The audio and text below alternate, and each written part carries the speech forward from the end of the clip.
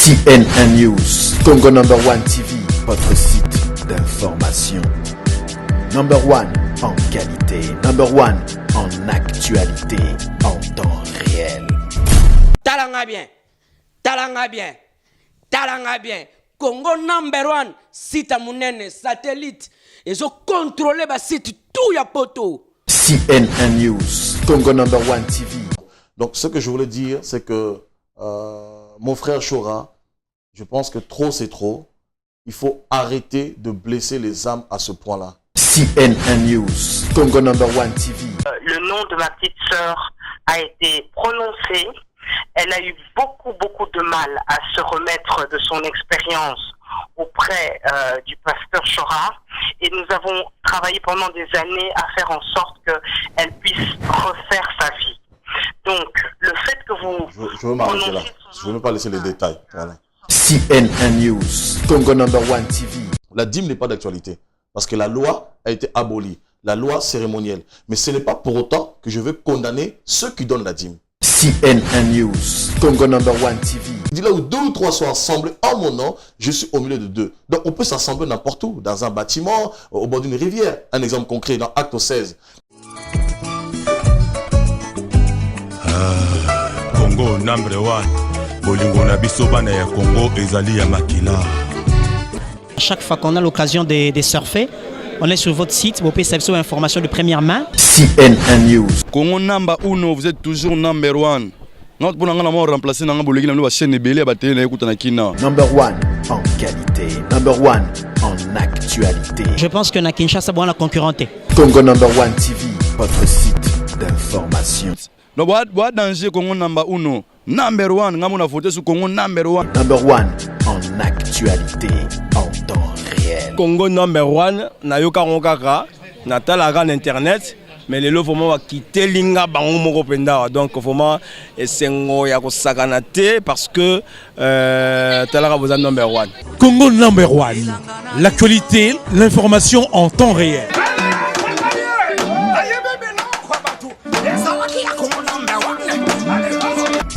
Congo number one, tout dans la bidon Kamoko. Congo c'est mon pays. Congo c'est mon pays. Et number one, télé à promesse. CNN News, Congo number one TV. Et Congo number one ni masolo ya bien mama. Tolanda Congo number one na Congo, na poto na Angola. Votre site d'information. Congo number one. Congo number CNN News, votre chaîne de télévision sur le net. C'est voiture nous à vitesse. Parce que des fois, des gens mon qui est Mercedes est un monté. Il y a des 507. Quel esprit de monde en voiture à mon Képe Koma. Congo number one chaîne matériel. Soit matériel. Naza matériel sangana ba voisin nango pembeni ba micro nango ya ba robot. Pani bosa ya biso boy Congo number one. Congo number one. Basala kaka. Balanda information kaka. Congo number one. No Congo number uno numéro one. Congo, allez number one ndi bambote, bote Congo number one partout tout kutarango nangola. Sina migi le boto. Télévision Nabiso. CNN News, Congo number one TV. Congo number one. Adi loba. Andole, londole la bango, pesa bango sango ya kitoko. Na kati ya poto, santo basango toko zo ya mobipai nini. Adi loba.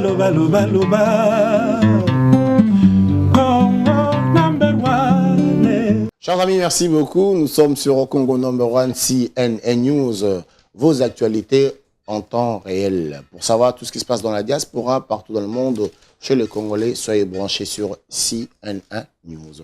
Aujourd'hui, nous avons le plaisir de recevoir un homme de Dieu, l'homme de Dieu qu'on appelle Steve Kunda. Vous êtes dans votre émission Adi Loba. Il vous souviendra, comme j'ai l'habitude de vous dire, à faire Le frère Serge est passé ici, il a dit beaucoup de choses contre, évidemment, l'homme de Dieu, Steve Kunda. Sans oublier aussi, vous avez entendu ce qui s'est passé à faire Motonanzambe Shora. L'homme de Dieu que vous voyez ici, il était parti là-bas, on ne sait pas. Pour parler de quoi? C'était la bagarre, c'était l'agression. Ensemble, on va essayer de découvrir tout ça. Je commencerai par vous dire, Motonanzambe, bonjour. Bonjour, frère Adi. Je vous appelle pasteur, révérend, frère, bishop, archibishop. En l'occurrence, pasteur, frère ou pas mon prénom, tout simplement. Il n'y a pas de problème. Je peux vous appeler l'homme de Dieu. L'homme de Dieu Kunda, comment se porte d'abord l'Assemblée, l'Église? Se porte bien? Ça va, l'Église se porte bien par la grâce de Dieu. Dieu accomplit son œuvre, le peuple se fortifie. Et puis l'Église est en train de croître selon la grâce du Seigneur. Alors, tout ce que nous avons vu sur nos réseaux sociaux, apparemment, vous serez parti agresser ou bien voir l'homme de Dieu Shora. C'était pourquoi? Qu'est-ce qui s'est passé? C'était la bagarre. Pourquoi votre visite chez l'homme de Dieu Shora doit faire sujet de polémique et sujet des inquiétudes? D'accord, je pense que ça fait sujet à polémique parce que dans le milieu chrétien, on n'est pas habitué à cela généralement parce que souvent on fait plus preuve de lâcheté qu'autre chose. Et c'est vrai que quand on ne connaît pas les faits par rapport à cette histoire et qu'on voit en fait ma venue subitement sur le plateau et éventuellement le fait que j'ai mis un coup d'épaule sur la porte, c'est vrai, on peut ne pas comprendre, mais je pense que je ne veux pas tellement tergiverser dessus. Tout est sur Internet, donc les faits sont sur Internet, je me suis déjà expliqué sur Internet, mais quand même, il y a eu quand même beaucoup de différends avec le pasteur Shora, donc le concerné, beaucoup de différends, et en l'occurrence, il y a eu beaucoup de diffamations envers ma personne, beaucoup de propos mensongers, donc et je ne pouvais pas laisser ces choses en suspens, parce que la Bible nous demande quand même, en tant qu'enfant de Dieu, lorsqu'il y a des différends entre nous, on doit les régler. Voilà. Et en l'occurrence, la Bible dit, si ton frère a fauté envers toi, justement, t'a causé du tort, va et reprends-le. Donc c'est un ordre. Le film ça bien comme il faut. Je suis sur le plateau de TV de vie, rencontré Shora Kwetu. Voilà. Il faut qu'on arrête la distraction, le cinéma. Le mensonge, ça ne marche pas avec moi. Hey, vous ouvrez la porte, s'il vous plaît. Vous ouvrez la porte, s'il vous plaît. Attention. Regardez, frères et sœurs. Shora Kwetu, je mangeais chez moi à table avec les enfants. On m'appelle pour me dire Shora Kwetu a porté des propos diffamatoires. Je suis Steve Kunda de la mission chrétienne Orléans Évangile. En dépit de l'église, je m'appelle Steve Kunda. Je suis venu avec mon grand frère qui est là, James qui est là. Je suis venu avec un frère de l'église qui est là et un frère qui est aux caméras. Nous sommes le 19 novembre 2014, il est 22h45. Je ne quitterai pas ici, s'il faut que la police vienne. La police viendra. James, appelle-moi la police. Ils ont fermé la porte. Il a menti à la télévision devant tout le monde. Il ne va rien se passer. Je vous dis, frères et sœurs, nous allons régler cette affaire. Shora va rallumer son plateau. Tout le monde va suivre en direct. Voilà. Moi, j'ai les enregistrements. Non, James, attends. J'ai les enregistrements. Il a monté des gens pour apporter des mensonges. Il ose mentir. Lui qui se dit pasteur, Shora Kwetu. Toi qui es dans la vérité, tu te permets de mentir alors que tu me connais. Je me suis converti à 19 ans. Mon grand frère m'a connu dans la délinquance. Quand je m'appelais Canès, diable fadas, diable à double face. Voilà. Mon grand frère est là, James. Il a 3 ans de plus que moi. Mes autres grands frères me connaissent aussi. Et Shora va raconter des propos diffamatoires, des mensonges. Que je ramène des femmes dans mon lit. Et ma femme approuve cela. De tels mensonges. Et tu prends des gens comme Papa Noël que tu qualifiais de sorcier. Quand on avait des réunions ensemble. Avec sa femme, une grande sorcière. Je dis haut et fort. S'il faut appeler la police viendra. Si Shora, tu es un homme. Puisque tu dis la vérité, tu as peur de personne, on va discuter ici. Il n'y aura pas la chair. Nous allons parler. Le temps est venu où on doit régler les choses. Voilà. Je me suis tué. Parce que vu que je te porte beaucoup dans mon cœur, Shora, je n'ai pas voulu dire beaucoup de choses. Je me suis tué. Si des gens sont servis des vidéos que j'ai mis sur Internet, par rapport à des blessures que d'autres ont eues, pour exposer tes faits, ça ne me regarde pas. Je m'associe avec personne. Même dans le monde, je traînais 300 jeunes derrière moi à Gare du Nord. Mon grand frère James, il m'a connu dans le monde. Il est là, mon grand frère, tu peux le filmer. Voilà. Il faut arrêter quand même un petit peu. Et même dans le monde, quand j'avais un problème avec une personne, jamais j'ai pris 200-300 personnes. On se battait seul à seul. Voilà. Et ce qu'on disait, on le faisait. On a écrit une chanson qui s'appelle Les Bad Boss dans les rues de Choisy. On agit comme on dit. C'est pas parce qu'on prie que ça veut dire que nous sommes des mauviettes ou des faibles. Non. Je t'ai dit, la faiblesse n'est pas une détresse. et l'absence médiatique. Ah oui frère, non, il faut qu'on arrête. Pasteur Chora, c'est Steve Kunda. Tu me connais très bien. J'ai évolué dans ton ministère. Tu viens de faire une émission. Tu as fait un montage. Tu es en train de mentir. Tu apportes des propos diffamatoires. Je veux qu'on s'asseye. Soit tu rallumes tes spots, tout le monde va nous regarder. Ou soit dans ce cas-là, toi et moi, on discute. Tes télévisions filment. Le frère qui est avec moi, il filme. Et j'aimerais dire ça sur Akotou. Appelle-moi la police, s'il te plaît. Je veux qu'il y ait toutes les caméras. Kazarema. Paul Holot, s'il veut venir, il vient. Je ne connais pas ce monsieur. S'il veut, il vient. Toutes les caméras du monde entier. Je n'ai rien à cacher. Chora m'a jamais donné 1 euro. Dans ce ministère, j'ai évolué pendant 10 ans. Il sait le nombre de femmes qui venaient me voir. Plus de 15 femmes, même quand j'étais fiancé. Qui se disaient que Dieu a donné vision, que j'allais me marier avec elle. Chora croit de ça. Quand j'allais le voir, il a parlé à Eric. Jamais aucune femme. Il me dit, ah, Massi a eu des problèmes. Et là, il invente une histoire il y a 6 ans avec Nella, qui a confessé qu'elle a menti. Elle m'a appelé en live pour demander pardon. Je le croisais avec sa mère à Juvisy, elle était enceinte. Appelle la police, s'il te plaît. Parce qu'il se cache. Regardez Chora Koutou, le réformateur qui se cache maintenant. Il se cache. Lui qui dit la vérité. Lui qui a peur de personne. Il se cache. Nous sommes dans un état de droit, Chora. Il y a l'évangile, il y a aussi la réalité. Il faut qu'on arrête le cinéma. Je ne suis pas venu pour me battre, pas du tout. Mais je suis venu pour qu'on discute. Regarde la preuve. Je suis venu tout seul avec 2 frères et un de mes grands frères. Ici, il y a plus que 3 personnes dans ce plateau. Nous sommes 4, vous êtes 2, 4, 6. Et puis tous ceux qui sont dans ton plateau, vous êtes au moins une dizaine. Donc si on doit se battre physiquement, je pense que vous êtes réellement fort, vous allez l'emporter. Donc je ne suis pas venu pour ça, je suis venu pour qu'on discute.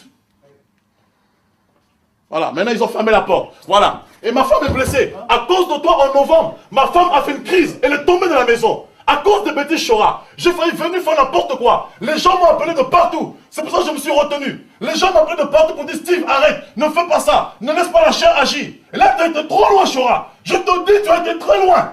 Je viendrai même samedi à ton émission. S'il faut qu'on mette la Bible de côté, on mettra la Bible de côté. Je ne suis pas Douglas, je ne suis pas Jean-Denis, je ne suis pas ces personnes. J'ai une vie avant de connaître le Seigneur. J'ai une vie dans le Seigneur et j'aurai une vie après le Seigneur.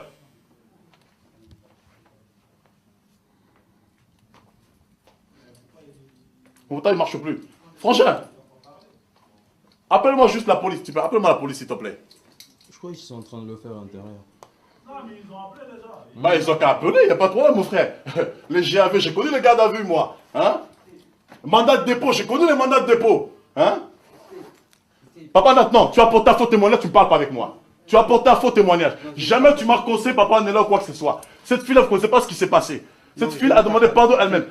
On m'a appelé pendant que je nourrissais mes enfants. Je n'ai pas parlé de quand détails. L'évangéliste Brice m'a appelé pour dire sur ce qui se passe à TV Le Vie. J'étais entendu. J'ai dit à ma femme, je vais aller directement, il faut qu'on arrête le cinéma. J'ai quitté Orléans, je suis venu jusqu'ici. J'ai appelé mon grand frère en tant que témoin. Apparemment, tu m'avais conseillé de prendre Nella chez moi. J'ai pris Nella chez moi, vous savez ce qui s'est passé? Non, je n'ai pas du tout dit ça. Vous entendrez. J'ai dit ceci. J'ai parlé avec le respect que j'ai pour toi, je ne raconte pas Banal. Tu n'es pas la cause. La cause, c'est Chora Koutou. Vous tous qui êtes là, vous êtes des personnes qui sont en train de lobotomiser. Que, comme il y avait des troubles dans l'Assemblée, de pouvoir... Il n'y avait aucun trouble à l'église de Massy, Banal. Je dis Massy, jamais de retard de loyer, comme Chora l'a fait connaître. J'ai appelé sa belle-sœur Maman de l'eau. Elle dit jamais de retard de loyer. J'ai appelé le pasteur Christian. Il n'y a jamais eu... Non mais t'es pas au courant de ce qui s'est passé. Si je te ramène tous les enregistrements que j'ai, tu comprendras. Vous connaissez pas l'histoire. J'ai pas voulu réagir. Mais au jour d'aujourd'hui, j'irai jusqu'au bout. Voilà. Comme ça, la vérité, tout le monde la connaîtra. J'ai peur de personne. C'est ma vie. Et même si je pêche aujourd'hui, je demande pardon. Aucun ne peut me juger. Est-ce que tu as entendu quand j'ai dit que je voulais aujourd'hui venir chez toi? Frère Chora, je voulais venir chez toi. Je n'ai pas entendu ça. Qu'aujourd'hui, je voulais venir chez toi. Avant même qu'on m'appelle ici. Je voulais venir chez toi. Oh, je suis pas au courant, moi, tu m'as jamais appelé. Non, je voulais venir chez toi. Il fallait venir que plutôt aller parler devant des plateaux, dire des bêtises. Lui qui dit, si les gens ont des problèmes, qu'ils aillent le voir parce que son frère a péché, il reprend-le. Chora, quand je suis venu en janvier 2013 te reprendre, par rapport aux choses que tu avais dit au pasteur Willy, qu'à Madagascar, j'ai dragué la femme d'un pasteur. Quand je suis parti avec Jean-Pierre, un ancien de l'église de la Réunion. Je suis parti avec Philippe, un ancien de l'église de la Réunion. Tu as dit que j'ai dragué la femme de Tante Élie. Je suis venu ici en janvier 2013. J'ai appelé tous les anciens. Même ton grand frère André, je l'ai appelé. Loufiane, Blaise, tout le monde. Par respect, j'ai pas voulu te voir avec les anciens. Par respect, je t'ai vu avec le pasteur Gilbert dans le bureau. Tu m'as dit quoi, Chora? Tu m'as dit que ce sont des mensonges, Steve. Willy n'a rien compris. Il dit de bêtises. Je connais ton témoignage. Hein, Chora? Pourquoi tu peux me mentir à ce point-là? Qu'est-ce que je t'ai fait? Arrête de dire à la police que tu es menacé, je te menace pas, Chora. Arrête. Moi, attendez, mais c'est quoi ce cinéma? On est menacé. Hein? On est menacé à travers une porte. Alors qu'il y a des gars qui sont devant ici, t'es menacé. Moi, attends, il faut arrêter le cirque. Hé, Chora, on a des états de droit. Je suis venu en France depuis 1989, Chora. J'ai 33 ans maintenant. Frangin, reste là-bas, il n'y a pas de problème. Bah, la police saura. La police saura. Voilà. De toute manière, comme le flic m'avait dit, tout ce que je vais l'amener au parquet. Voilà. Cette fois-ci, je lâcherai rien. Jusqu'au bout. Comment vous le dire? Mon grand frère vient de connaître le Seigneur, il est content. Il est même dégoûté du Seigneur. Il dit, regarde vos histoires d'église. Non, il faut arrêter. Bonjour, frères et sœurs. Je suis Steve Kunda. Nous sommes le 19 novembre 2014. J'étais chez moi assis à table avec mes enfants et mon épouse. Un pasteur à Paris m'a appelé pour me dire, regarde ce qui se passe sur TV de vie, que je qualifie aujourd'hui TV de mort. Parce que la preuve, regardez ce que TV de vie produit. C'est ça la vie, frères et sœurs? Alors, j'écoute la radio, parce que je n'écoute plus ça, ça fait depuis moi novembre 2012. Plutôt décembre, plutôt 2012. Je commence à ne plus écouter. Et véritablement, où j'écoutais moi plus jamais, c'est en 2013. À part ce qui s'est passé avec Chora. Et ensuite, qu'est-ce qui va se passer, frères et sœurs? Chora va apporter des allégations envers ma personne, des propos diffamatoires. Il va lobotomiser les gens qui sont autour de lui, qui se réunissent avec lui sur son plateau, pour qu'il dise sa pensée, sa philosophie, comme il est l'homme de la pensée unique. Voilà. Alors, qu'est-ce qui va se passer? Ils vont apporter des propos diffamatoires. Quand je vais écouter cela, frères et sœurs, je vais être choqué, estomaqué de voir un frère dans le ministère dans lequel j'ai évolué pendant 10 ans. Alors, je me pose la question, quel mal je lui ai fait? Voilà, il me reproche des choses par rapport à Massi. J'aimerais savoir qu'est-ce que c'est. Il me ramène une histoire il y a 6 ans en arrière, complètement déformée. Mais j'ai peur de personne. On va en discuter devant tout le monde. Comme lui, c'est le mont Carmel, c'est Élie qui tue les prophètes sur le mont Carmel. Eh bien, dans ce cas-là, on va discuter. À la fin, à l'issue de cette discussion, soit moi je meurs, comme lui c'est Élie, je veux mourir en tant que prophète de mal, ou dans ce cas, lui c'est le faux Élie, c'est lui qui mourra. Ou dans ce cas-là, nous vivrons tous les deux, mais il faut que la vérité soit connue. Et ayant vu cela sur TV de vie, frères et sœurs, j'ai appelé un frère qui est là en tant que témoin, il a pris sa voiture, un autre frère qui est là qui est en train de filmer, il a pris sa voiture, et j'ai appelé un de mes grands frères qui habite à Paris, qui est juste devant la porte. Je leur ai dit, venez avec moi s'il vous plaît, je vais aller à TV de vie, je veux que vous soyez en tant que témoin, je vais discuter avec Chora, soit il rallume ses spots en direct devant tout le monde, comme il manipule l'opinion publique, ou soit dans ce cas il n'allume pas ses spots, bon, on en discute en catimini, mais je veux savoir c'est quoi son problème. Et je ne peux pas accepter de tels mensonges, qu'on puisse lobotomiser les gens à ce point-là. Je refuse cela. La raison pour laquelle je suis sur le plateau de TV de vie, il est 22h45, je viens de quitter Orléans, voilà que Chora Kwetou, il y a des frères et sœurs que j'ai connus personnellement, avec qui je n'ai pas de problème particulièrement, parce que quand tu as un problème avec Chora Kwetou, tout le monde devient mauvais, bien sûr. Il y a le frère Arman qui est ici, j'avais de problème avec lui. Papa Nat qui était à Massy à l'époque, que j'encadre aussi, avec des anciens qui étaient là, notamment deux des grands frères de l'apôtre Chora, et d'autres frères qui sont ici. Et j'arrive sur le plateau, je frappe la porte, Chora a verrouillé la porte, avec ces gars qui sont sur le plateau, eux qui n'ont peur de personne, qui n'ont peur de rien, quand ils ont des problèmes, ils le règlent, ils ont verrouillé la porte, voilà, et je ne peux pas rentrer, je ne peux pas ouvrir. Tu me filmes ça, et on va mettre tout ça sur Internet dès demain, que les gens puissent voir. Et là, Chora appelle la police. Eh bien, frères et sœurs, quand tu as un problème avec un frère, la Bible dans Matthieu 18, 15 à 17, si tu as un problème avec ton frère, va le voir, règle le problème. J'arrive ici pour régler le problème, j'ai quitté Orléans, j'ai laissé ma femme, 4 enfants, mon épouse à la maison, et j'ai quitté ma table sans finir de manger. J'ai fait 1h30 de trajet jusqu'ici pour rencontrer Chora. Voilà qu'il s'enferme avec ces gars derrière son plateau. Alors que la Bible, si ton frère a péché, va et reprends-le. Je fais la démarche, il s'enferme et là il appelle la police pour dire qu'il est en train de se faire agresser par une personne. Dites-moi frère, où est l'agression? D'autant plus que le frère a commencé à filmer depuis qu'on était à l'extérieur. Donc vous avez vous-même la démarche jusqu'à cette porte-là. Dites-moi où est l'agression. Donc nous attendons la police. On n'a pas peur de la police. Nous sommes dans un état de droit. Il n'y a pas de problème. Mes droits, je le connais. Voilà. Que Dieu soit béni. Frère Chora, il faut qu'on discute. Là, tu as été trop loin. Je n'accepte pas tes mensonges. Paul Holot dont tu parles, je ne le connais pas. Si c'est saisi des vidéos que j'ai mises sur Internet, tout comme toi quand tu mets des choses sur Internet, les gens s'en saisissent pour parler, pour diffamer ou pour condamner les autres personnes, ben, il a fait la même chose. Je ne connais pas ce monsieur. Je ne l'ai jamais vu. Je te dis ouvertement. Voilà. Donc arrête de m'associer dans tes bêtises. Maintenant, tu as dit des choses. Je veux qu'en tant qu'homme, on puisse se voir, qu'on puisse discuter. La police est là. Voilà, la police est là. Bonjour. La police est là. Donc, frère Chora, si on peut se rencontrer, s'il te plaît, ça serait bien. Bonjour, monsieur. Voilà. On va revenir un peu. On veut savoir quelles étaient vos relations d'avant. Parce que ça nous impressionne. Nous nous sommes dit que vous avez des bonnes relations avant. On peut savoir quelles étaient vos relations d'avant, avant votre atterrissage forcé là-bas. C'était comment vos relations d'avant? D'accord. Au niveau des relations d'avant, j'ai évolué dans le ministère de Semeur de Christ. Voilà, donc de nommer plus tard après l'NJC, dont Chora Kouetou est le pasteur principal. Donc moi, j'ai connu personnellement le Seigneur Jésus à l'âge de 19 ans. Voilà, parce que je sortais de la délinquance, vraiment ponctue, hein. J'étais de la délinquance, j'ai dirigé un groupe qu'on appelait sur Paris les combattants, non pas les combattants plutôt, excusez-moi, du lapsus, les Chégués, hein, des années 90, 95, tout ça, à Gare du Nord, j'avais au moins 300 jeunes derrière moi, à l'époque je pratiquais de la boxe, tout ça. Et puis à l'âge de 19 ans, donc, je me suis converti à l'islam, à l'âge de 14 ans et demi, 15 ans. Apparemment, on ne perd pas ce réflexe, hein. On était boxeur, on a géré 300 jeunes, donc... On peut pas. Non, pas du tout. Je veux dire, ça n'a rien à voir. Je veux dire, je suis sûrement une nouvelle créature, mais le tempérament que Dieu m'a donné, le caractère que Dieu m'a donné est là. Le caractère est là, je veux dire. On est une nouvelle créature parce qu'au niveau des œuvres, donc les fruits se manifestent. Les œuvres de Dieu, on ne peut plus manifester un état charnel, on manifeste un état spirituel, mais néanmoins, quand nous sommes face à des problèmes, à des combats, on doit le régler. Vous savez, la Bible dit dans Matthieu 11, 12, depuis le temps de Jean-Baptiste, le royaume de Dieu est forcé, et ce sont les violents qui s'en emparent. Vous savez, une personne qui use de violence, ce n'est pas une personne qui est mollasse, qui est dans l'attente. Alors, vos relations d'avant? Ok, donc je disais, en fait, j'ai évolué dans ce ministère après avoir connu le Seigneur Jésus à l'âge de 19 ans. Donc j'ai évolué dans ce ministère-là, donc jusqu'à ce que je suis rentré dans mon ministère, bien sûr, dans l'autonomie. J'ai évolué en tant qu'ancien dans ce ministère-là 1 ou 2 ans après. Et ensuite, j'ai évolué dans le ministère d'évangéliste. Et ensuite, après, je suis rentré dans le ministère. Votre séparation, c'était conflictuel quand vous êtes parti, parce que vous œuvrez d'abord là-bas et vous êtes parti, c'était quoi? Il y avait des problèmes pour que vous partiez? Vous êtes parti normalement avec la bénédiction? Bien sûr, je suis parti avec la bénédiction. Il n'y a pas eu de conflit. La relation n'était pas conflictuelle. Vous savez, c'est comme partout, hein. Je veux dire, il y a toujours des hauts, des bas.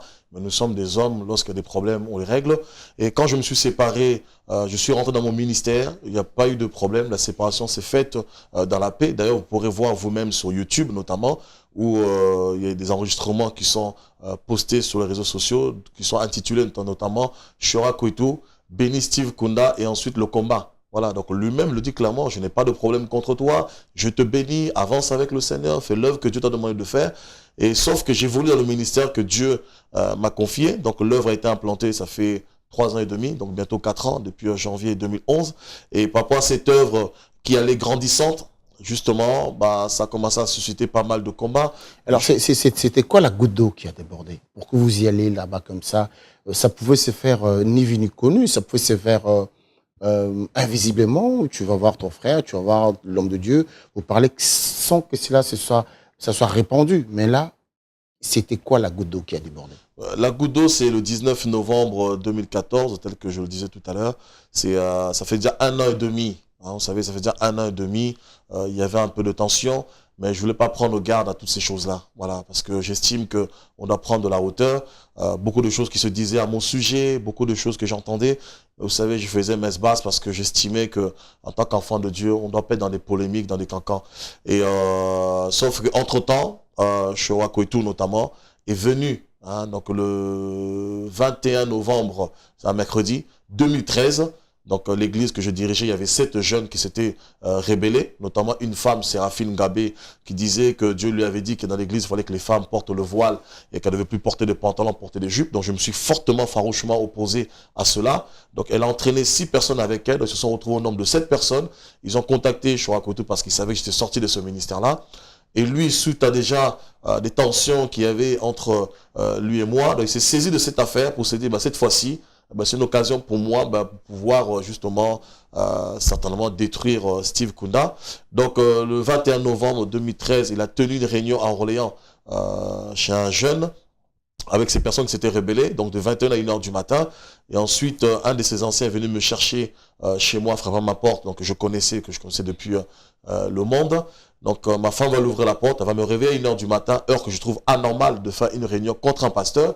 Donc il va me dire, écoute, il faut vraiment que tu viennes parce qu'il y a une réunion qui se tient contre toi et il faut que tu sois là. Donc je suis parti, donc ma femme était là, j'ai laissé mes 4 enfants en train de dormir. J'ai appelé 3 personnes de l'église en tant que témoins à 1h du matin, ils se sont réveillés, ils sont venus. Et quand je suis arrivé dans cette réunion, Donc, j'ai vraiment assisté à un théâtre, un spectacle total. Voilà, donc au final, il n'y avait rien d'intéressant, rien du tout. On s'est séparés de là, donc on a continué notre chemin. Et dimanche, par contre, Chora a envoyé ses anciens de venir à Orléans. Donc il y avait Lufiane Ndongala, le pasteur Gilbert Loata. Dans mon église, bien sûr. Gilbert Loata, Ndongala Lufiane, il y avait Blaise Cabral, il y avait Charlie qui est un ancien qui est à Ivry. Et puis il y avait Laurent, c'est un jeune qui filme à la caméra. Bon, il m'envoie un texto pour me dire, voilà, donc j'arrive à l'église là-bas, tout ça, vu que ce qui s'est passé avec Chora, pour éviter des problèmes avec Chora, j'ai encore le texto sur mon portable, pour éviter des problèmes avec Chora, assieds-toi, laisse l'église, on va s'en occuper. J'ai dit, mais attends, ils sont en train de rêver ou bien... Donc ils sont venus, je les ai accueillis, j'ai dit, bon, qu'est-ce que vous voulez un petit peu, je comprends pas. Et ce jour, il y avait plus de 200 personnes, et 200 personnes, et des nouvelles personnes, beaucoup de nouvelles personnes. Il me dit, bon, écoute, on va juste prier un petit peu, comme ça on discute. Donc je lui donne le micro. Et quand je lui donne le micro, c'est alors ils font appel à ces 7 personnes de venir devant, de dire qu'est-ce qu'ils me reprochent publiquement. Les 7 personnes qui s'étaient rebellées, qui étaient parties de leur propre gré, je précise bien. Alors donc, ils vont prendre le micro et chacun va parler au nom de Chora Kouetou.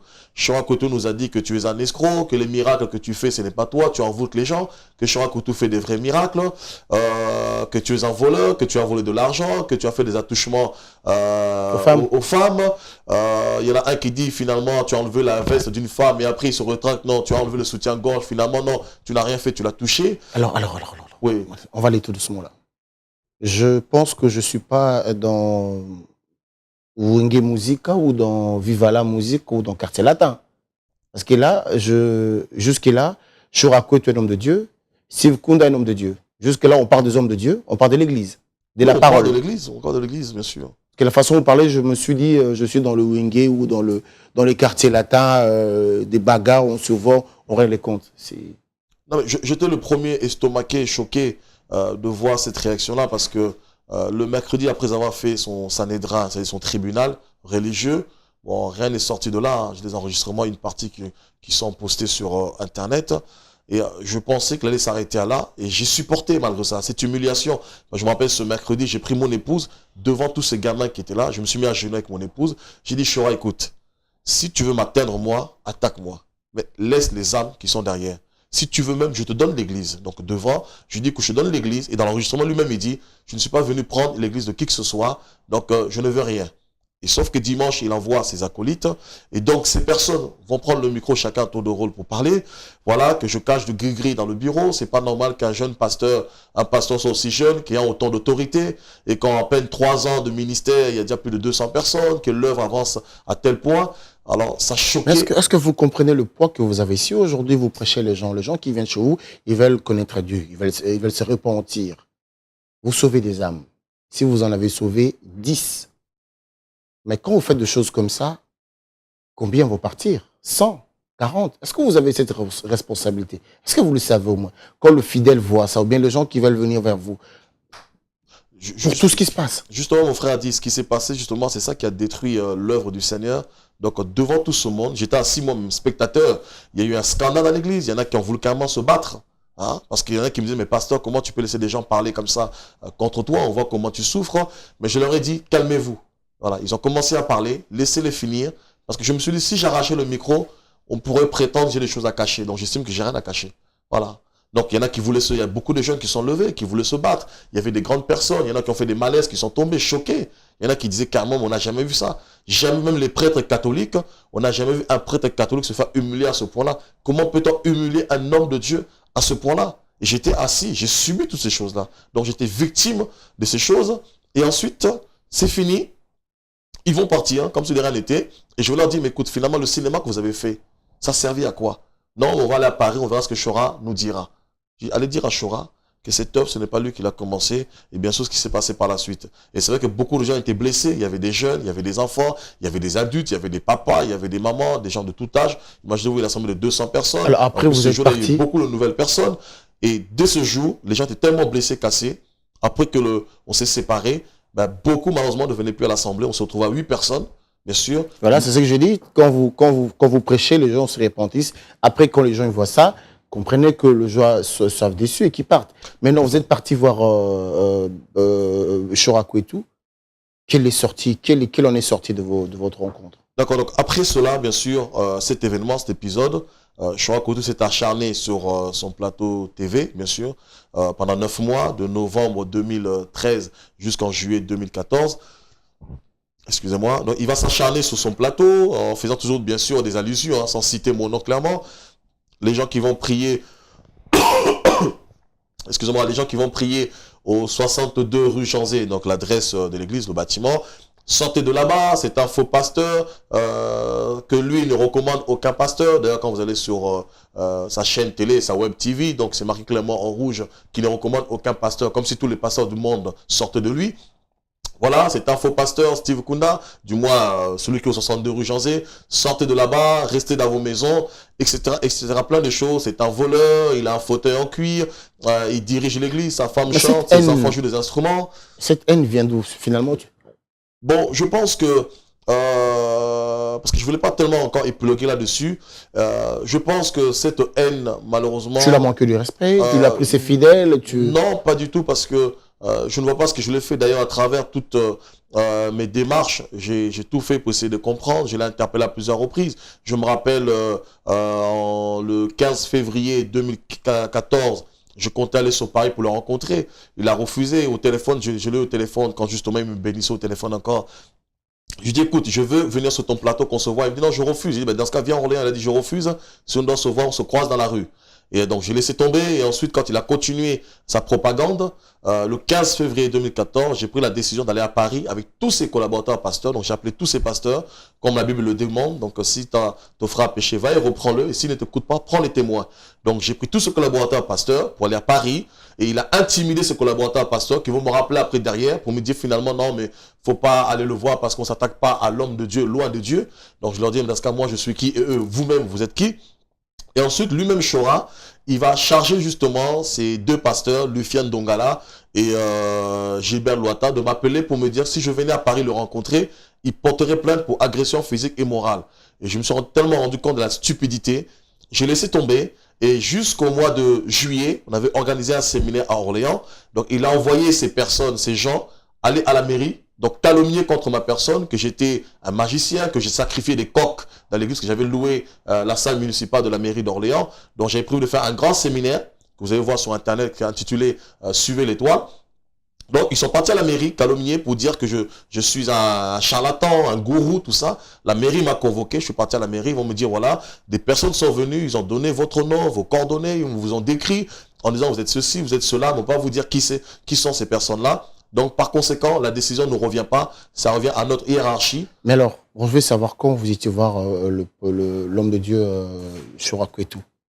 Vous vous êtes dit quoi? Qu'est-ce qui s'est passé après? Ben justement, donc là, quand ça s'est passé, donc la salle municipale, donc elle a été annulée. Donc à partir de ce moment, j'ai mis les enregistrements que j'avais sur ligne. Et là, en novembre, en l'occurrence le 19 novembre 2014, c'est alors qu'il va faire une émission avec ses pasteurs. Et là, il va dire publiquement, il va citer mon nom, en disant justement que Steve Kunda, c'est un adultère, il a fait des attouchements à une jeune fille de 16 ans, 17 ans, parce qu'à l'époque, j'ai dirigé une église appartenant au ministère de Massy, donc de 2004 à plus ou moins 2008-2009. Et donc, il va dire, j'ai fait des attouchements, et là, je me suis levé, donc je suis parti le rencontrer. Oui. Et quand je suis arrivé pour le rencontrer, donc il s'est enfermé dans ce bureau, donc avec ces gens qui étaient autour de lui. Il s'est enfermé, il a appelé la police. Et pendant qu'il appelait la police, il disait justement qu'il s'était fait agresser. Et il y a eu 5 voitures de policiers qui sont venues, bien sûr, et ostentatoires, hein, bien sûr, et 3 voitures banalisées, donc de la BAC, 3 monospaces qui sont arrivés. Donc, il y avait pratiquement au moins 30 policiers qui étaient là.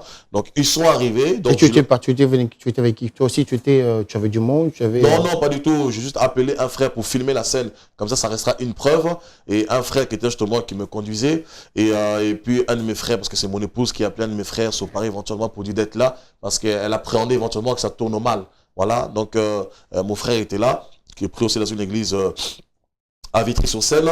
Donc quand je suis arrivé, ces acolytes m'ont vu arriver, donc ils ont rapidement prévenu de mon arrivée. Ils ont fermé la porte, et donc je me suis précipité pour éviter que la porte se ferme. Donc j'ai vu que la porte était fermée, j'ai mis un coup d'épaule pour ouvrir. J'ai vu qu'ils ont fait la résistance parce qu'ils retenaient la porte de l'intérieur. Donc j'ai tapé la porte et je commençais à lui parler simplement que je veux le rencontrer, qu'il allume ses caméras. Tout ce qu'il a dit devant tout le monde, on va régler ça publiquement parce que le temps est venu, il faut arrêter. Mais quand tu comptais régler ça comment? Avec des coups de poing, avec la parole? Avec la parole. Vous savez, quelqu'un qui va se battre. Mais pourquoi il a eu peur alors? Pourquoi il y a crainte? Pourquoi on va dire, le service de protocole ont tenu à fermer la porte? Il faut y parler avec vous, non? Vous savez, je veux dire, comme on dit en français, il y a un proverbe qui se sent morveux, se mouche. Donc, si on n'a rien à se reprocher, on n'a pas à se cacher. Donc, si c'est caché, c'est quelque part, il avait des choses à se reprocher. Voilà, je ne suis pas parti pour me battre parce que là, une personne qui vient pour se battre n'attendrait pas que la police vienne. Parce que quand il appelait la police, j'étais là. Je veux dire, j'attendais la police, il n'y a pas de problème. Donc, si j'étais venu pour me battre, sur place, quand j'arrivais, je cassais tout, je repartais. Donc, une personne qui vient pour se battre. Et finalement, vous l'avez vu, vous êtes parlé comme? Non, pas du tout. La police est arrivée. Quand la police est arrivée, c'est là où il est sorti, justement. Et même quand il est sorti, il a voulu monter un peu en tension. La police l'a fait taire rapidement en lui disant seulement taisez-vous. On écoute le monsieur qui parle, donc en l'occurrence moi. Et ensuite, la police m'a fait sortir quand même du bâtiment. On a discuté à l'extérieur. Ils m'ont dit, laissez tomber, le monsieur ne veut pas sortir. Il est enfermé dans ce bâtiment. Vous êtes père de famille. Continuez votre marche. Et puis voilà. Donc c'est aussi une partie. Et depuis après, vous êtes parlé ou... Non, j'ai pas eu de suite. Il s'est amusé à faire des émissions, bien sûr, après, pour épiloguer sur ma venue sur son plateau, justement, se servir des images que j'ai mis sur Internet du fait que je suis venu le rencontrer parce que derrière, il va justement diffamer encore pour dire que j'étais parti là-bas pour les agresser, notamment un de ses acolytes qui dira carrément je voulais le déboîter la mâchoire. Il y en a une jeune fille qui dira carrément je l'ai déboîté le bras. Tout ça, là, vous êtes en train de dire que l'homme de Dieu a menti, là. Oui, bien sûr, c'est des mensonges. On parle de la personne concernée, bien sûr, la personne concernée, TV de mort. C'est pas le nom de la télé, en fait. Ça, c'est... Oui, c'est TV de vie, mais j'estime que quand une télévision, ça peut apporter la vie, on ne détruit pas des vies comme ça. Quand des vies sont détruites, ça devient une télévision de mort. Donc là, vous dites que l'homme de Dieu, Chora Kwetu, tout ce qu'il a dit, il a menti, ou bien il a incité ses acolytes, ou bien ses pasteurs de mentir. C'est des mensonges, proprement dit. Et d'ailleurs, c'est pourquoi je tiens aussi à faire la lumière là-dessus. Parce que personnellement, je ne veux pas tellement épiloguer dessus. Et si je me permets de parler au jour d'aujourd'hui, mon frère a dit, c'est parce que tout simplement, Chora Kwetu a dit beaucoup de mensonges sur ma personne, beaucoup de diffamations, beaucoup de calomnies. Et je ne suis pas le seul à subir les méfaits ou les exactions de Chora Kwetu. Voilà, donc plusieurs ont subi justement ces méfaits, notamment beaucoup de gens qui ont travaillé avec lui. Je dis bien tous ses anciens collaborateurs, hein, donc je ne suis pas le seul. Ces anciens collaborateurs qui ont travaillé avec lui, Eric Mukenge, Douglas Kionjoka, Brice Ndongala, Koyo, Harold, la plupart sont séparés de Chora Kwetu avec des problèmes. Donc je ne connais pas un seul ministère. Quand vous touchez, si lui on ne touche pas en fait. D'après ce que je comprends, quelque part je pense que il ne supporte pas la contradiction ou l'opposition. C'est la raison pour laquelle la plupart des personnes qui ont évolué dans ce ministère-là, ils sont séparés avec lui, toujours dans des conflits. Je ne connais pas un homme, parce que j'ai quand même évolué de 2000 à 2010 dans ce ministère-là, et je ne connais pas un homme qui a quitté ce ministère-là dans la paix. Tous, je dis bien sans exception, ils ont quitté dans des conflits. Et même les ministères extérieurs, justement, avec qui il était en collaboration, hein, tels que le pasteur Dominique Ngoyi, tel que le pasteur Dieudonné Yata, tel que le pasteur l'apôtre William Kinde qui est à Turin. Donc, la plupart même de ces personnes, ils sont séparés avec lui dans des tensions. Voilà, donc je pense qu'un homme qui aime les tensions. Alors maintenant, qu'est-ce qui se passe? Qu'est-ce qui va se passer? Est-ce que vous allez trouver, on dit si deux personnes s'échamaillent, il y a une troisième personne qui est censée le réconcilier. Est-ce que vous avez été voir quand même les autres pasteurs, les autres bishops, les hommes de Dieu dans la famille chrétienne pour que vous puissiez trouver quand même un dénominateur commun, une parcelle d'entente? Ça s'est fait ou bien ça ne se fait pas? C'est ce que je vous disais tantôt. J'avais appelé justement ses collaborateurs, donc des pasteurs qui travaillent avec lui, qui œuvrent avec lui, d'autres qui sont avec lui, qui sont à l'extérieur aussi. Donc malgré cela, ça n'a pas abouti jusqu'à ce qui s'est passé, ce que vous connaissez tous, c'est les événements du 19 novembre 2014. Et depuis là, toujours pas de suite, à part de la diffamation derrière ces écrans. Voilà. Alors, l'homme de Dieu, pasteur Steve Kunda, on va faire une chose. En face de nous, nous avons l'homme de Dieu, Chora Kwetu. Il n'a pas voulu vous recevoir, vous n'êtes pas vu. Un message. Ce que je dirais simplement, mon frère, si bien sûr tu m'entends et si tu aimes la parole, puisqu'apparemment tu aimes la vérité, parce que j'ai appris que tu as révisé aussi la Bible, alors que la Bible que nous avons présentement, elle est assez suffisante justement pour nous apporter la vie. Voilà, l'apôtre Jean dira dans Jean 21 que tout ce qui a été écrit pour notre instruction. Et la même Bible nous demande dans Matthieu 18, versets 15 à 17, « Si ton frère a péché, va et reprends-le entre toi et lui seul, et s'il ne t'écoute pas, prends des témoins. » Appliquons la Bible. Et Romains 12 nous dira justement, verset 15 là-bas, « Autant que cela dépend de nous, soyons en paix avec tous. » Voilà, donc si je t'ai causé du tort, mon frère, je suis prêt à te demander pardon, mais j'aimerais savoir, il faut que tu me dises quel tort je t'ai causé. Voilà, les médias ne sont pas un moyen pour résoudre les problèmes. Si je me retrouve à ce stade-là, c'est parce que tu as dépassé les bornes, c'est la goutte d'eau qui a débordé. Donc si je te causais du tort, appelle-moi, prends des témoins, convoque-moi s'il le faut, eh ben, on réglera la chose. Et je pense que le temps est venu, on doit appliquer la parole de Dieu. Il faut qu'on arrête de tromper le peuple de Dieu. Il faut qu'on arrête justement d'avoir un comportement astucieux, justement, qu'on arrête d'altérer la parole de Dieu. Si on aime véritablement Dieu, prêchons la vérité. Voilà mon frère Chora.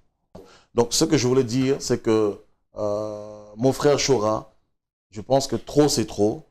Il faut arrêter de blesser les âmes à ce point-là. Je pense que le temps est venu, il faut faire le bilan. Le nombre de personnes qui ont évolué dans ton ministère, que tu connais toi-même, là, le temps serait tellement long à citer tous les noms, qui ont été blessés par ton ministère.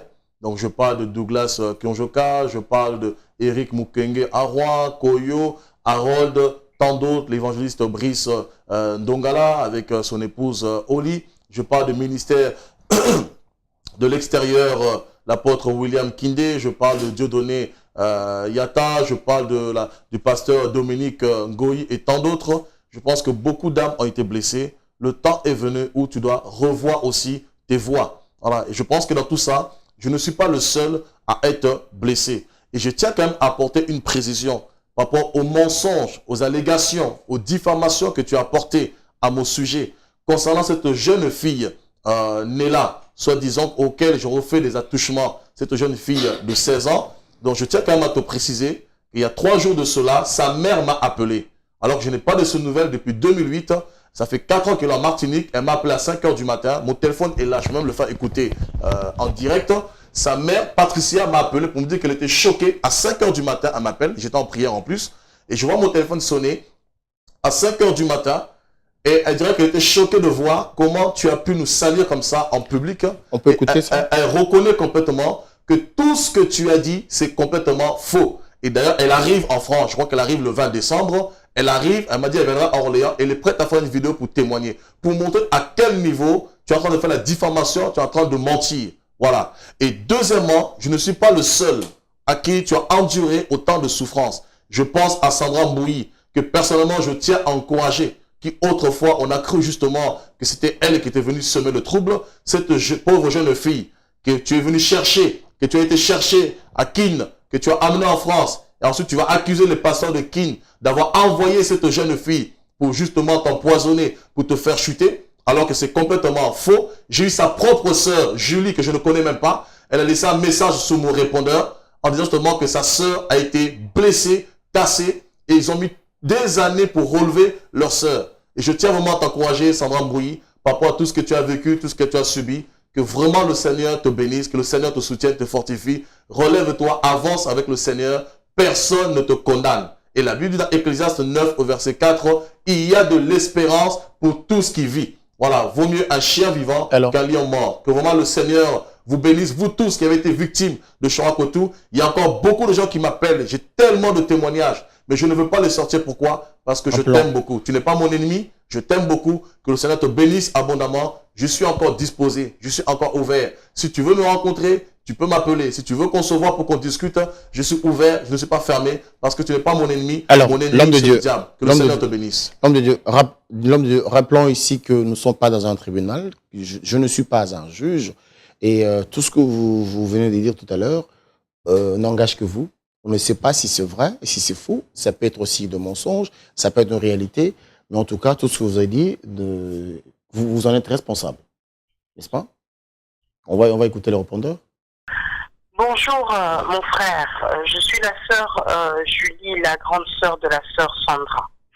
Bon, j'ai essayé de vous joindre hier et je ne suis pas arrivée. Je pense que le Seigneur préfère que ça soit comme ça et je veux suivre ce que l'Esprit me dit de faire. Je ne veux pas rentrer dans quelques considérations que soit, mais je veux juste nous inviter à être sages parce que la Bible nous dit que malheur par qui le scandale arrive. Donc, je comprends votre colère par rapport à des injustices qui ont été dites à votre égard. Et j'aimerais vous dire que le Seigneur vous justifiera toujours. Le problème est que nous sommes ici face à une situation où le nom de ma petite sœur a été prononcé. Elle a eu beaucoup de mal à se remettre de son expérience auprès du pasteur Chora et nous avons travaillé pendant des années à faire en sorte qu'elle puisse refaire sa vie. Donc, le fait que vous... Je veux m'arrêter là. Je ne veux pas laisser les détails. Voilà.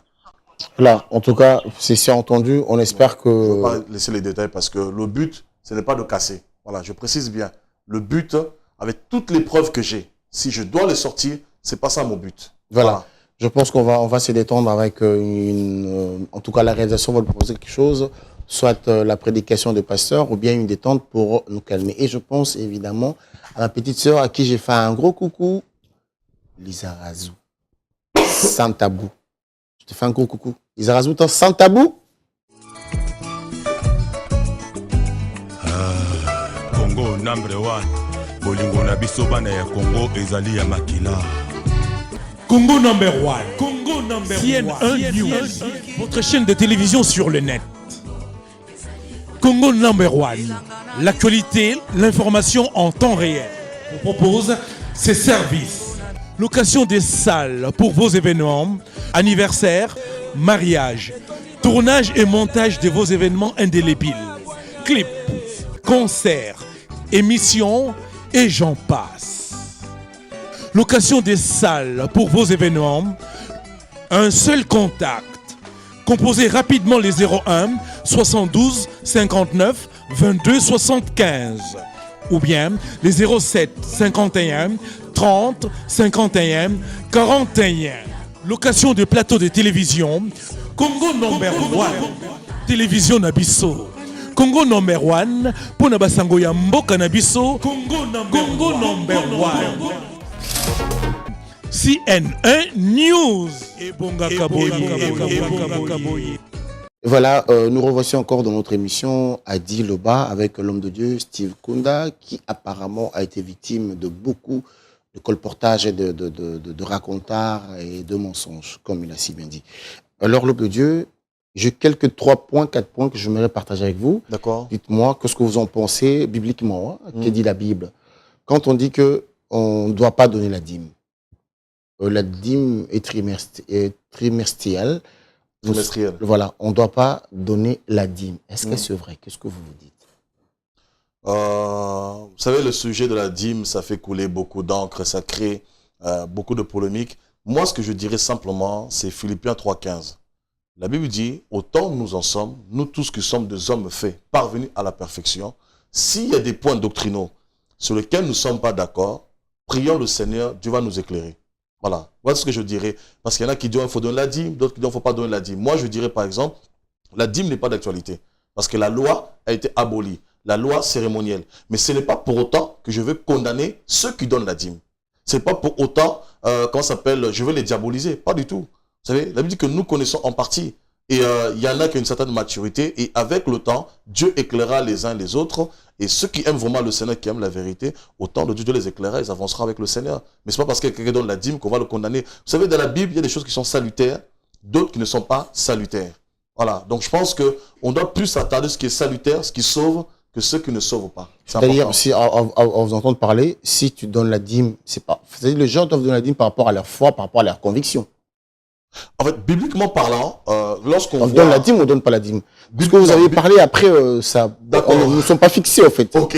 Alors, si on prend la Bible, on ne doit pas donner la dîme. Voilà. Bibliquement parlant, la dîme n'existe plus. Julie Lacoule, arrête de donner ta Bible, ta dîme. Lacoule, Julie, arrête de donner ta dîme parce qu'apparemment, il ne faut pas donner la dîme. Non, si on prend la Bible, la dîme n'existe plus. Je précise bien une chose. Il faut qu'on comprenne. S'il faut parce que c'est un temps, il faut quand même prendre un enseignement. Si vous le voulez, un jour, vous m'invitez sur votre plateau, je ferai un enseignement sur la dîme, les gens appelleront, ils poseront des questions. S'il faut faire un direct, on fera un direct.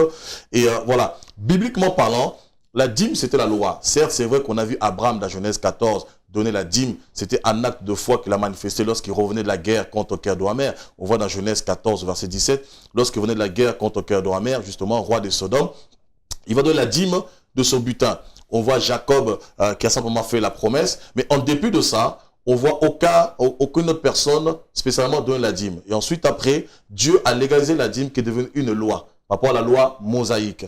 Et la dîme faisait partie de deux types de lois. La dîme faisait partie de la loi cérémonielle, voilà, donc on voit dans Lévitique 28, et ça faisait partie de la loi sociale. Voilà, la loi cérémonielle, pourquoi? Parce qu'on ramenait en fait la dîme de la dîme dans le temple, voilà, relativement au temple, au culte qui se fait dans le temple. Ça fait partie de la loi sociale aussi, pourquoi? Parce qu'on devait aussi donner tous les 3 ans, hein, dans Deutéronome 14, tous les 3 ans, chacun devait ramener la dîme de son revenu pour justement l'orphelin, la veuve et l'étranger. Donc il y avait une partie de la dîme pour justement l'œuvre sociale, une partie pour le temple justement. Alors maintenant, vous parlez de temple. Aujourd'hui, est-ce qu'il est important que les gens aillent dans une église? Quand je parle d'église, je parle des bâtisses, je parle de grandes maisons, je parle de salles que vous avez l'habitude de louer pour que les gens aillent prier là-bas. Il y a les uns qui sont d'accord, les autres qui ne sont pas d'accord. Nous ne sommes pas censés aller dans ces bâtisses, dans ces bâtiments-là, parce que Dieu n'existe pas là-bas. On peut prier partout, on peut se voir dans la rue, on peut se voir, je sais pas, en pique-niquant, ou partout, mais on n'est pas censé aller dans l'église, les bâtisses. Non, je pense qu'il faut de la maturité spirituelle. Ce que je dénigre, ce que je déplore dans le milieu chrétien, vraiment cette immaturité totale. C'est-à-dire immaturité totale. On prend un verset, on s'arrête ça sur un verset d'une manière littérale, on en fait une doctrine. Vous savez, la Bible, Jésus habite en nous. La Bible dans 1 Corinthiens 3, verset 16, vous êtes une habitation de Dieu en esprit. Et dans Corinthiens 6, 19, la Bible dit, vous êtes le temple de Dieu. Voilà, donc nous sommes le temple de Dieu, Dieu habite en nous par son esprit.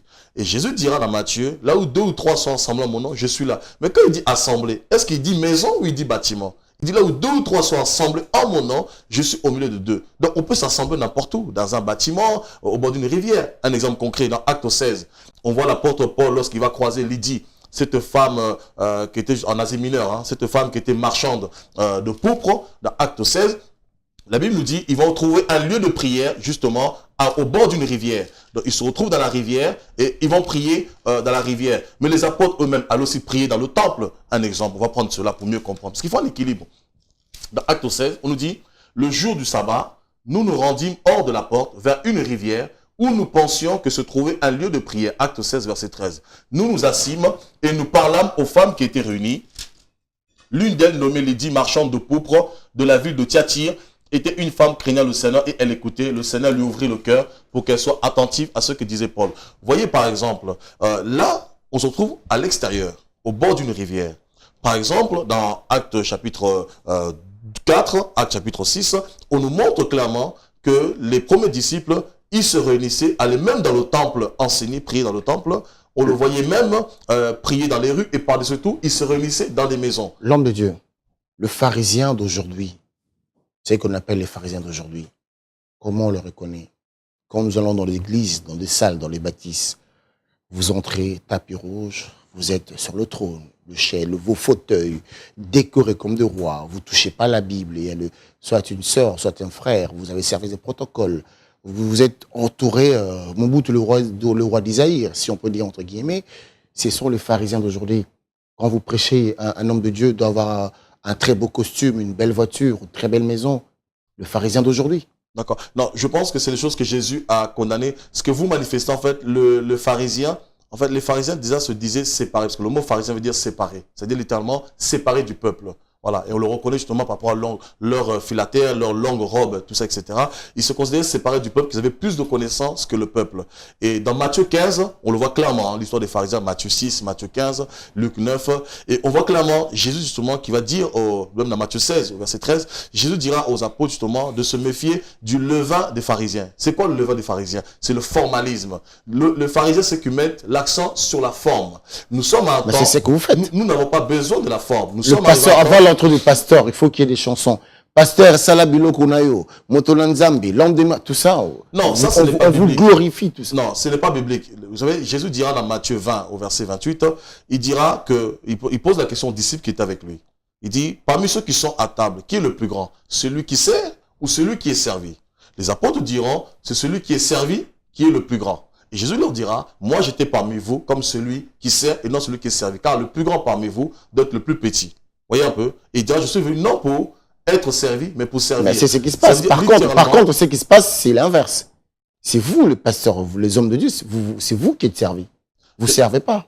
Je ne suis pas servi, nous sommes serviteurs des uns et des autres. Et je condamne le formalisme et j'appelle bien sûr à tout enfant de Dieu, tout pasteur, nous qui servons le Seigneur, il faut un minimum d'éthique. Vous savez, dans Romains chapitre 2, la Bible dit que le nom du Seigneur est blasphémé parmi les païens à cause de nous. À la fois à cause des hommes de Dieu, des pasteurs, et à la fois aussi à cause du peuple. Voilà. Et chez vous, ça ne se passe pas comme ça dans votre église?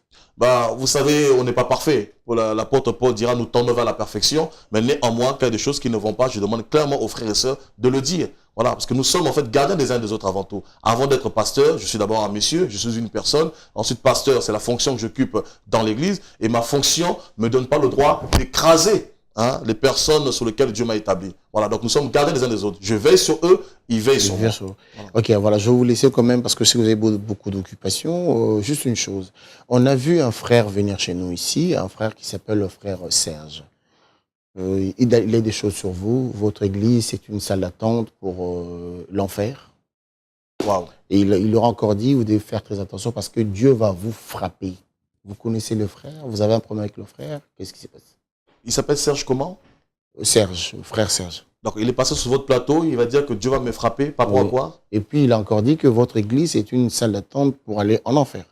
Voilà, ouais, les choses qui divisent le corps du Christ, effectivement, j'ai eu écho de cela, on m'a dit de regarder à la 20e minute, j'ai regardé cela. Cet homme qui dira justement, Steve Kunda, toi qui as publié les vidéos par rapport à Shoah Koto, tu vas te frapper. Pour moi, c'est des fanatiques. Voilà, c'est des fanatiques, c'est des adeptes. Donc, je ne tiens même pas rigueur parce qu'il fait une science sans conscience. Il parle de choses qu'il ne connaît pas. Il ne parle de choses qu'il ne maîtrise pas. D'ailleurs, je crois qu'il a voulu défendre ici une certaine doctrine devant vous. Je crois qu'il se mêlait carrément les pinceaux. Donc, je pense qu'il doit vraiment révisionner ce que son maître lui a donné ou aller lire les livres de son maître pour bien magasiner ce qu'il a reçu. Mais je pense que la parole est largement suffisante.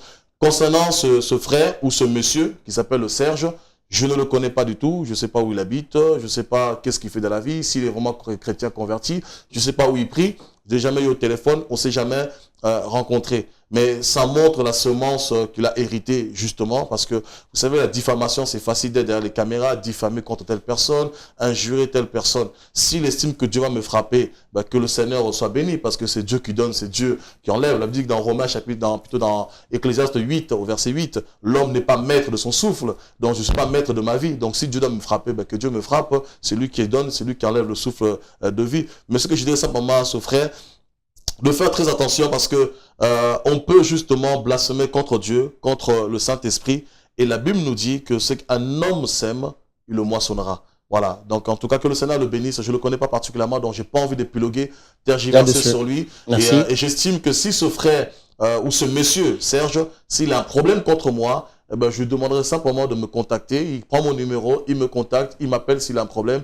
Mais on ne se met pas derrière les caméras pour pouvoir justement distiller ou régler des comptes. Voilà, régler ses comptes ou dire ce qu'il y a des bêtises, quoi, des inepties. Donc voilà, c'est pas ma tasse de thé. L'homme de Dieu, on va se séparer. Quel serait votre mot de la fin pour aujourd'hui? Mon mot de la fin, c'est vraiment encourager tous les enfants de Dieu dans les nations. Nous sommes vraiment dans le temps de la fin. La Bible dit dans Romains chapitre 8 que le monde entier attend avec un ardent désir la révélation des fils de Dieu. Or, le mot révélation en grec veut dire apocalypto, donc il veut simplement dire la manifestation des fils de Dieu. Et je pense que vous n'êtes pas sans savoir que les temps dans lesquels nous sommes, ce sont des temps difficiles, des temps de calamité, de temps de crise, de famine, de guerre, de soulèvement, de terrorisme, où vraiment le monde plutôt vraiment est mal au point. Et nous sommes à un temps justement où chaque enfant de Dieu doit se lever pour témoigner l'amour de Dieu, pour parler de Dieu justement, pour amener justement les personnes qui ne connaissent pas le Seigneur à la connaissance de notre Dieu. Et je tiens vraiment à vous encourager, vous tous qui êtes derrière vos écrans, que vraiment le Seigneur vous bénisse, que le Seigneur vous soutienne, que Dieu vous garde, vous fortifie, et que l'année 2015 qui va arriver, ce soit encore une année d'excellence, que vous puissiez encore aller de progrès en progrès avec le Seigneur. Et en particulier, je tiens aussi à adresser un message, parce que l'année 2015, ça sera vraiment une année assez fructueuse. Donc au mois de février, j'appelle vraiment le peuple centrafricain. J'étais au mois d'avril 2014. On a vu tout ce que Dieu a fait, les guérisons, les délivrances, les conversions, les repentances. Donc au mois de février, je serai à Bangui, justement en Centrafrique, dans le quartier Bimbo, au PK4. Donc on va commencer une œuvre avec pratiquement 1000 personnes. Donc j'appelle le peuple centrafricain à venir prendre part à ce programme de réveil pour prier pour la nation, pour prier pour le pays, pour que vraiment la gloire de Dieu se manifeste. Et au mois de mars, je serai du 16 mars au 30 mars, je serai justement en Guyane, la Guyane française, donc je serai à Macapa et en même temps à Cayenne, la capitale. Donc pour aussi un grand programme d'évangélisation puissamment, j'appelle le peuple guyanais justement à prendre part à ce programme, à se lever, vraiment pour ce temps de réveil justement, où nous avons besoin de la parole. Et au mois d'avril, je serai au Brésil, notamment à Sao Paulo. Vraiment, je vous invite aussi tous les Brésiliens à prendre part justement à l'œuvre que le Seigneur veut faire. Et je tiens aussi à encourager ma sœur Adriana et mon frère Fadi, que le Seigneur vous bénisse abondamment. Bien sûr, au mois de juin, nous avons la conférence annuelle à Orléans. Et particulièrement pour le peuple ivoirien. Donc au mois de juillet, donc la première semaine de juillet, nous avons une grande conférence au complexe Jesse Jackson, un stade qui réunit 25 000 personnes. Nous aurons 2 jours de feu. Nous étions en Côte d'Ivoire au mois de novembre. Nous avons vu ce que Dieu a fait, les sourds qui sont mis à entendre, ce que les miracles que Dieu a opérés, tout ce que Dieu a fait. Et au mois de juillet, un programme chargé. 2 jours, comment? Un programme chargé. Un peu chargé. Nous avons 2 jours justement de campagne, de feu, de guérison. Le thème sera vraiment la guérison. On va prier pour la guérison de la nation, aussi la guérison bien sûr de l'âme, de l'être. Et je crois que le Seigneur va se glorifier. Merci Donc beaucoup. j'appelle tous les Ivoiriens à prendre part à cette œuvre. Je vous dis à quoi bas, que le Seigneur vous bénisse. Vous tous qui êtes dans les nations, à Orléans, soyez fortifiés. Vous tous qui nous suivez, que le Seigneur vous bénisse abondamment. Merci l'homme de Dieu. Je pense que vous avez donné votre programme en espérant qu'il n'y aura pas les pasteurs, le frère qui viendront vous... Voilà, entre guillemets. On continue. Chers amis, merci beaucoup. Vous qui avez suivi cette émission, je pense évidemment aux hommes de Dieu. Je fais allusion tout de suite à l'homme de Dieu, le père de la nation, pasteur Philippe. L'église vient et voit. Je pense à notre bien-aimé pasteur Francis Sello, là. Batela Kimia, pourquoi pas toi à El Wabanto Samuel Montonanzambe.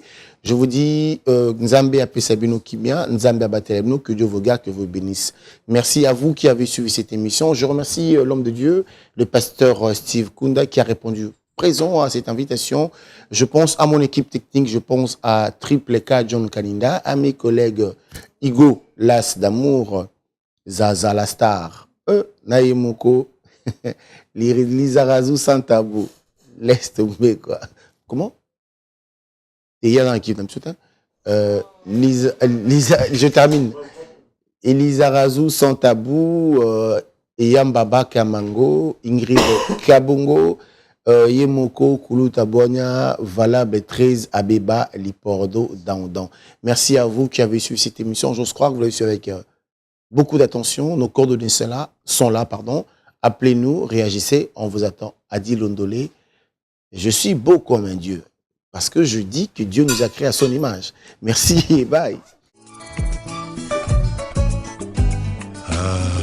Congo number 1.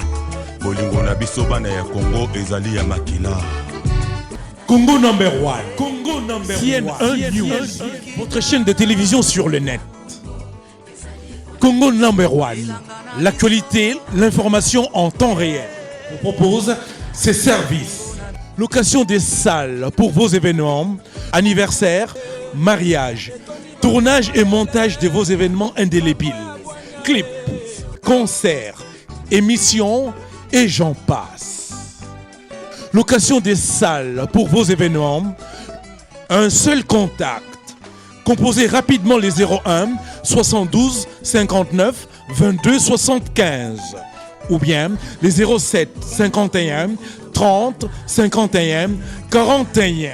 Location de plateaux de télévision, Congo number 1, télévision Nabiso. Congo number 1, pour Nabasango ya mboka Nabiso, Congo number 1. CNN News. Et Bonga Kaboyi.